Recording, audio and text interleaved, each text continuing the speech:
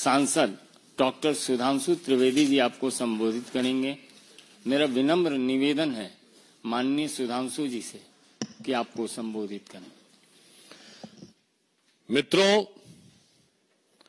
भ्रष्टाचार जिसकी सहज और स्वाभाविक प्रवृत्ति है, उस कांग्रेस पार्टी के अध्यक्ष पद से अब वो जमीन खिसकती नजर आ रही है। कांग्रेस अध्यक्ष श्री मल्लिकार्जुन खड़गे जी ने गंभीर रूप से उनके ट्रस्ट और उनके परिवार के द्वारा संचालित ट्रस्ट पर आक्षेप लगने के बाद आवंटित भूमि को लौटाने का जो निर्णय लिया है, ये इससे पूर्व कर्नाटक के मुख्यमंत्री श्री सिद्धारमैया जी ने यही किया था। यह स्पष्ट रूप से यह प्रमाणित करता है और यह एक प्रकार से स्वीकारोक्ति है कि सत्ता का दुरुपयोग करके भूमि को हड़पने का कार्य कर्नाटक में कांग्रेस में सर्वोच्च स्तर पर हो रहा था। इतना ही नहीं है, मुख्यमंत्री पहले इसमें संलिप्त रह चुके हैं। 2015 में उप मुख्यमंत्री डीके शिवकुमार जी की ऊपर लैंड ग्रैब का केस लग चुका है, जो कि बंगलौर डेवलपमेंट अथॉरिटी के द्वारा 1986 में आवंटित भूमि के समय से चल रहा था। उसके आधार पर था मूडा स्कैम, जो मैसूर अर्बन डेवलपमेंट अथॉरिटी का स्कैम, जिसमें चीफ मिनिस्टर साहब उनके इन्वॉल्व थे। फिर Karnataka industrial ADB land grab, जिसमें कि खड़गे जी की फैमिली के लोग इन्वॉल्व थे।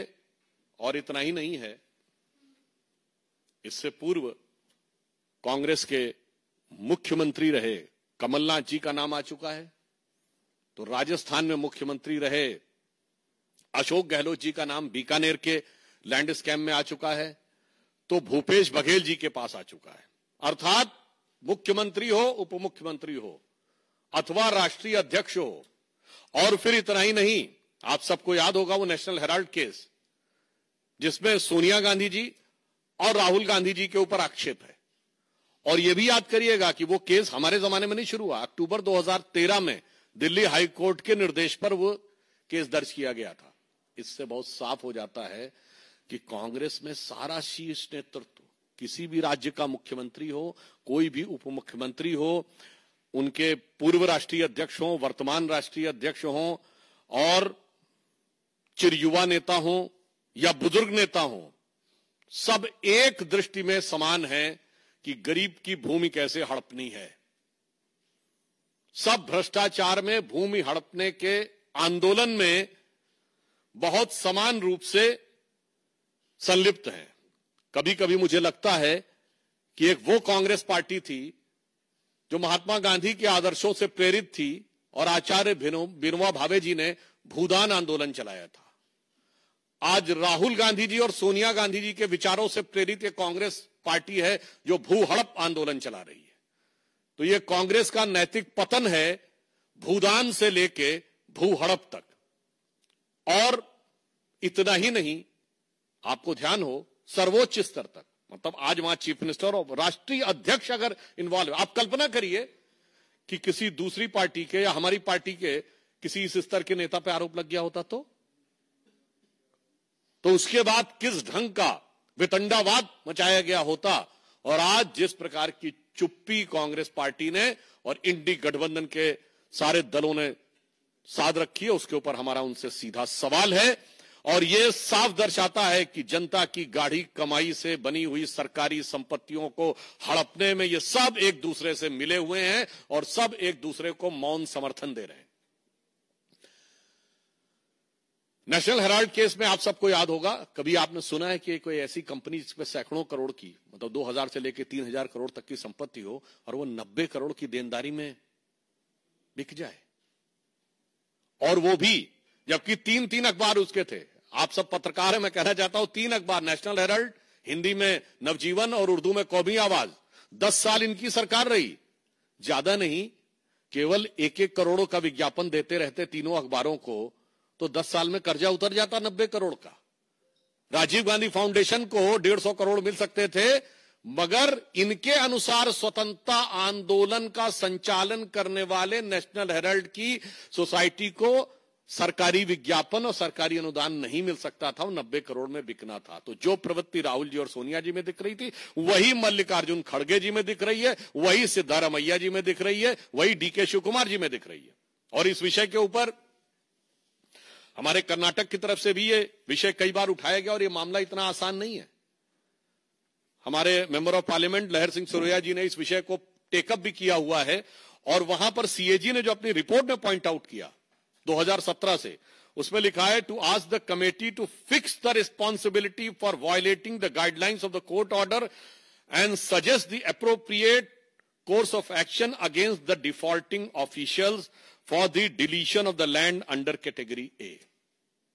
इसका अर्थ क्या हुआ कि यदि आज कांग्रेस पार्टी के नेता सिद्धारमैया जी हों या खड़गे जी हों, वो जमीन वापस कर रहे हैं तो कोई जमीर नहीं जागा है जो जमीन वापस कर रहे हैं। अदालत की कार्रवाई से में होने वाली जलालत से बचने के लिए वो जमीन वापस कर रहे हैं।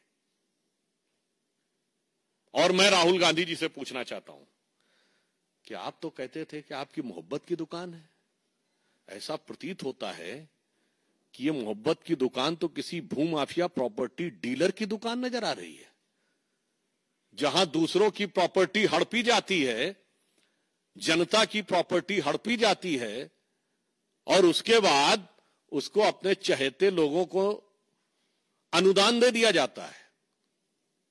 तो मेरा राहुल गांधी जी से साफ सवाल है कि आपकी मोहब्बत की दुकान ये इलीगल प्रॉपर्टी डीलर की दुकान में कैसे तब्दील हो गई मेरे भाई? अभी तक तो उसमें नफरती सामान मिलते थे, जहर बुझे सामान मिलते थे, अब ये इलीगल प्रॉपर्टी की दुकान भी हो गई। इसलिए हमारा साफ मानना है कि कांग्रेस पार्टी आकंठ भ्रष्टाचार में डूबी है और जमीनों के घोटाले में कुछ ऐसी कांग्रेस को जमीन से लगाव है कि जहां जहां सत्ता में आती है, हरियाणा हो, राजस्थान हो, छत्तीसगढ़ हो, कर्नाटक हो, जमीन के साथ इनका विवाद जरूर जुड़ जाता है। और जिस स्तर तक इनके सभी नेता इसमें आरोपित हैं, तो कोई ये नहीं कह सकता कि ये कोई आइसोलेटेड सिंगल केस है, जिसे एक कहते हैं ना कि एक हो तो समझाइए आके कुपही में यहां भांग पड़ी है, यानी एक कोई हो तो समझाइए, यहां ऐसा लगता कुएं में भांग पड़ी है। या ये 99 के नशे में बहुत मदहोशी थी ना कांग्रेस की, तो ऐसा लगता है कि जमीन को देखकर तो उनको ऐसा लगता है कि जिसको देखो वही आज मदहोश है, आज तो मैं दीवाना गजब ढा गया। तो जब से वो दीवाना बने हैं जो जोश के साथ 99 के खुमार के साथ, तब से वो गजब ढा रहे हैं और जनता पे कितना गजब और कहर ढाया जा रहा है वो हमारा साफ है। इसलिए हम कांग्रेस से सवाल करना चाहते हैं कि आप बताइए कि नैतिकता के आधार पे जिन लोगों ने जमीन वापस कर दी, क्या उन्हें इस्तीफा नहीं देना चाहिए? जब आपने स्वीकार कर लिया कि यह जमीन गलत आवंटित थी और वह भी सीएजी की रिपोर्ट और कई कोर्ट की प्रक्रियाओं के शुरू होने के बाद, राज्यपाल के द्वारा परमिशन मिलने के बाद, तो कांग्रेस अध्यक्ष, कांग्रेस के मुख्यमंत्री और राहुल जी और सोनिया जी से मैं पूछना चाहता हूं कि सिर्फ जमीन वापस करने से काम नहीं चलेगा। ये बताइए कि अगर जमीन वापसी की है तो क्या नैतिक आधार पर आपको इस्तीफा नहीं देना चाहिए? धन्यवाद। प्रज्ञा,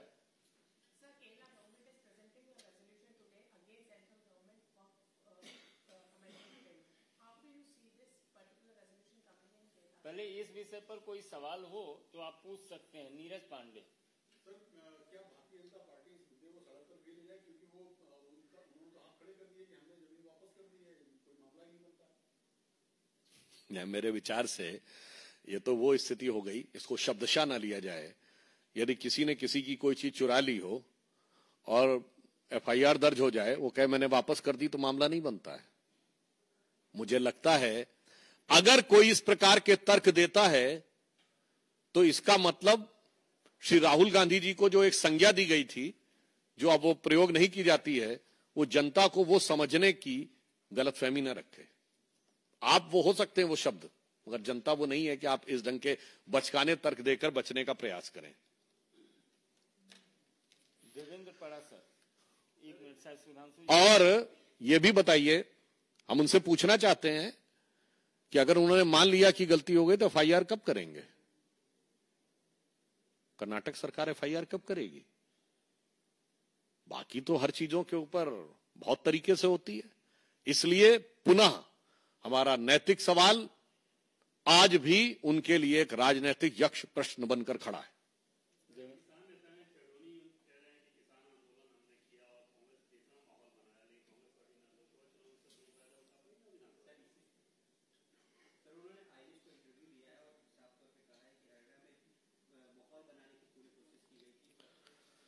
देखिए, ये जो चंदूनी जी का वक्तव्य आया है, इसने फिर कांग्रेस की जमीन के अंदर क्या छुपा हुआ था वो उजागर कर दिया है। स्पष्ट रूप से वो कह रहे हैं कि हमने कांग्रेस के पक्ष में किसान आंदोलन खड़ा करके माहौल बनाया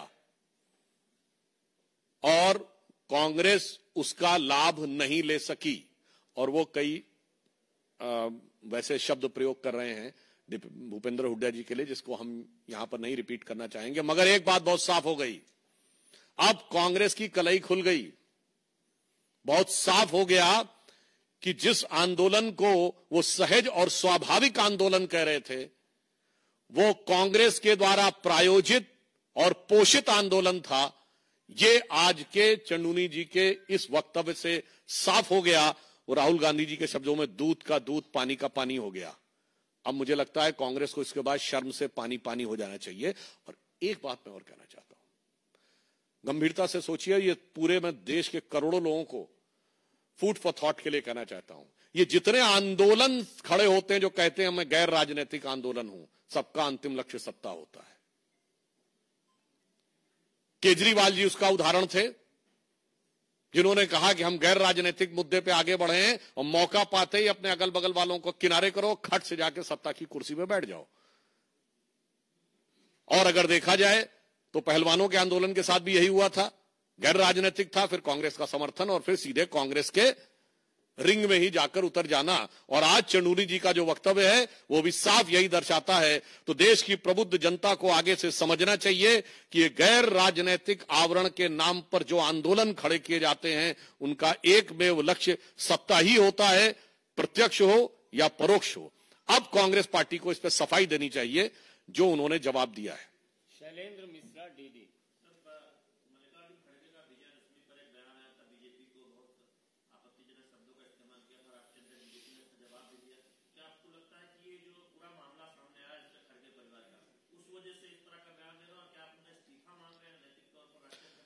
मुझे लगता है कि अगर वो कांग्रेस पार्टी ये कहती है कि वो 138 साल पुरानी कांग्रेस पार्टी है, मैंने पुनः कहा, जो ये कहती है वो गांधी के आदर्शों पर चलती थी, जिस पार्टी के में कभी विनोबा भावे जी ने भूदान आंदोलन चलाया था, अब ये भू हड़प आंदोलन चला रहे हैं, इसके बाद भी ये इस्तीफा नहीं देंगे। क्योंकि कारण क्या है, वो कांग्रेस कोई और थी, जो गांधी जी थे, जो देश के लिए कार्य करते थे, और यहां ये गांधी परिवार के लिए कार्य करते हैं। तो जमीन आसमान का अंतर है, समाज के लिए कार्य करना और परिवार के लिए कार्य करना। और ये तो वही है भाई, कोई नई बात थोड़ी है। किस किस का इस्तीफा लोगे? ये हरियाणा में असंध के विधायक प्रत्याशी शमशेर जी क्या बोले थे, सत्ता आएगी तो पहले अपना घर भरेंगे, फिर रिश्तेदारों का घर भरेंगे। तो जो सोच कांग्रेस के सर्वोच्च परिवार में थी कि उन्होंने कहा अपने दामाद जी का घर भरेंगे, तो वही अपने बेटे और दामाद जी के लिए खड़गे जी में है, तो वही सिद्धारमैया जी में है, तो वही उनके विधायक की भावना में। तभी मैंने कहा जिसको देखो वही आज मदहोश है। आमोद राय, TV 9।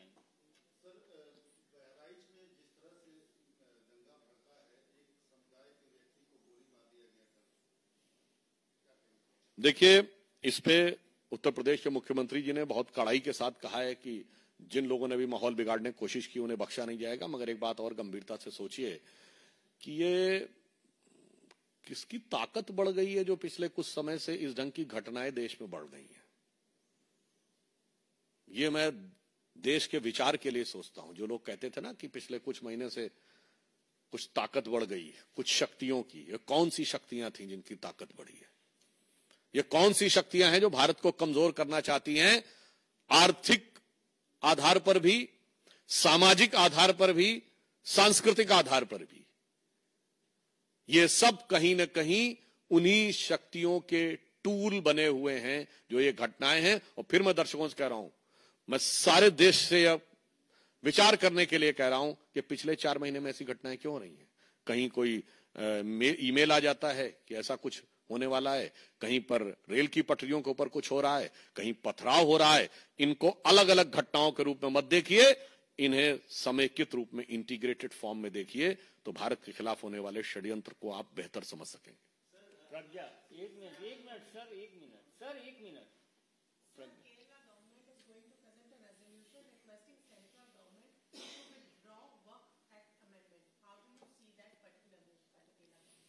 As per Constitution of India, no state government is having any authority to suggest or direct, forget about direct, even to suggest anything to the Parliament of India or the Government of India. If Kerala government is trying to do this type of thing, समझ लीजिए संविधान खतरे में है। I would like to remind, these are the same Indie alliance governments which have passed, their Vidhan Sabha assemblies have passed against CAA, which was a law passed by Parliament. No state assembly under Constitution is having any power to pass a law or proposal against the Parliament. Moreover, it was related to citizenship. As per Constitution, state has no role in citizenship. संविधान खतरे में है। तो जो कुछ केरला में कहने की बात हो रही है वो संविधान खतरे में है। And more over, Kerala, Tamil Nadu and particularly in Kerala government, Hindu temples are under government control and Waqf board has to be under total control of the society with due donation from the government also.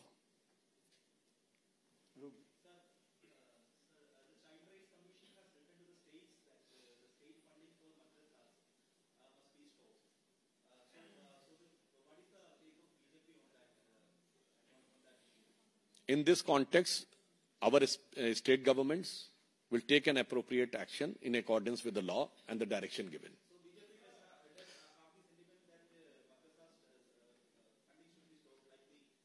देखिए, मदरसा में हम बहुत साफ कहते हैं कि जो legally established और प्रॉपर रजिस्टर्ड और लीगल फंक्शनिंग के अनुसार काम कर रहे हैं वो एक कैटेगरी है, और जो नियमानुसार काम नहीं कर रहे हैं वो दूसरी कैटेगरी। यहां समस्या क्या है, दूसरी कैटेगरी के लिए दिल ज्यादा धड़कता है, नियम वालों के लिए, नियम तोड़ने वालों के लिए ज्यादा धड़कता है। यतीन्द्र शर्मा, टीवी 18।